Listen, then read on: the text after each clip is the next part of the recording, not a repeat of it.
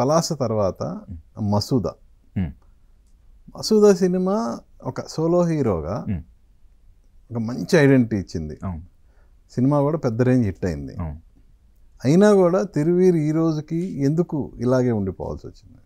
అంటే ఒక మంచి విషయం ఏంటంటే సార్, ఈ రోజుకి కొంత గ్యాప్ కనబడుతున్నా కూడా రోజుకి సగటున 2 కథలు వింటా. మ్మ్. సో నేను ఆడియన్స్లో లేనేమో కానీ డైరెక్టర్స్లో లేకుండా పోలేదు. మ్మ్. అండ్ నాకేందంటే కథ నచ్చపోతే నేను చేయలేను, ఓ పట్టాను ఒప్పుకోలేను. అఫ్కోర్స్ కథలు నచ్చడం ఒకటే కాదు కదా క్రైటీరియా. జనరల్గా ఇప్పుడు మీరు మసూదా తర్వాత దాదాపు నాకు తెలిసి ఒక 5-6 సినిమాలన్నా ప్రొడక్షన్కి వెళ్ళి ఉంటాయి. 5-6 కాదు, 3 వెళ్ళాయి, 3 వెళ్ళినాయి. 3-4 వెళ్ళాయి. సో వాటిల్లో వెలుగు చూసినవి తక్కువ కదా. అవును. సో అంటే మీ కథల సెలక్షన్ ఓకే, బట్ దాన్ని జనాల్లో తీసుకెళ్ళగలిగే ప్రొడ్యూసర్ అండ్ డైరెక్టర్స్ని సెలెక్ట్ చేసుకోవడంలో మీరు ఏమన్నా రాంగ్ స్టెప్ వేశారనుకోవచ్చా? ఎలా? రాంగ్ స్టెప్ అనలేము, సర్కమ్స్టాన్సెస్ లైక్ వ్యవసాయం లాగే సార్. అంటే ఇప్పుడు భూమి బాగున్నా వాన పడాలి.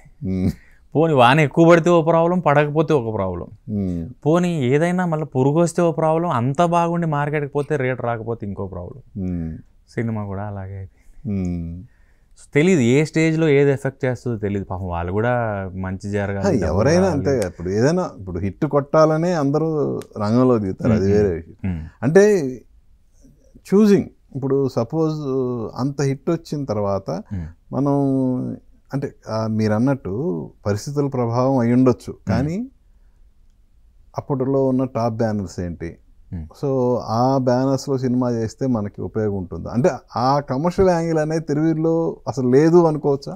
లేదు, అలా ఏం లేదు సార్. ఇప్పుడు end of the day survival అయితే అంటే సినిమా చేస్తే సినిమా వస్తుంది, కానీ నాటకానికి సినిమాకి మేజర్ ఇష్యూ ఏంటంటే నాటకంలో యాక్టర్స్ దొరకరు. కాబట్టి ఎవరైనా దొరికితే హీరోనా క్యారెక్టర్ పక్కన పెడితే ముందు రారా బాబు నాటకం వేద్దాం అనే పరిస్థితి నాటకం ఉంది. సినిమాకి వచ్చేసరికి మార్కెట్ అన్నది ఒకటి వస్తుంది, ఎవరి మీద ఎంత పెడితే ఎంత వస్తుంది, ఎందుకు తీసుకోవాలి అనే దానికి ఒక రీజన్ కావాలి. దాంట్లో ఎవరు ఫిట్ అవుతారో వాళ్ళే రేస్లో ఆర్ వర్క్లో ఉంటారు. కాబట్టి ఆ మార్కెట్లో నేను పడలేదేమో మరి నాకు తెలీదు.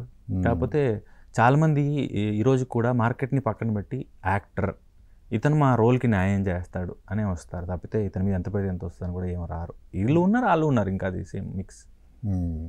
అంటే పెద్ద బ్యానర్లో కూడా మీరు బుక్ అయిన తర్వాత అది ఇంకా అంటే కొంత షూట్ జరిగిన తర్వాత ఆగిపోవటము అది కామన్ సార్, నాకే కాదు నాకు తెలిసి అందరికి, ఇంక్లూడింగ్ స్టార్స్తో సహా అందరికి. అఫ్కోర్స్ 1-2 అంటే ఓకే, కానీ అదేదో బలం సరిపోనట్టుంది సార్, ప్రకృతి నేచర్ ఇంకేదో కొంచెం బెస్ట్ది ఏదో ఆపుతున్నట్టుంది దానికోసం. మేబీ ఇంకా నాకు తెలిసి ఏదైతే ఇప్పుడు 7th రిలీజ్ ఉందో దీని తర్వాత గ్యాప్ ఉండదు ఇంకా. నెక్స్ట్ ఇయర్కి ఆల్రెడీ షూట్ అయిపోయినవి ఉన్నాయి, చేస్తున్నవి ఉన్నాయి. సో నాకు తెలిసి ఇంకా గ్యాప్ ఉండదు. ఈ లోటును అటు తీర్చేస్తాం. అంతేనా? So the great pre wedding show అనేది ఒక విధంగా చెప్పాలంటే ఆరంభం, షోకి ముందు షోకి తర్వాత అనుకోవచ్చా? అదేమంటారు దాన్ని ఏమంటారు, రీ ఎంట్రీ రీ లాంచ్ అంటారు చూసారా.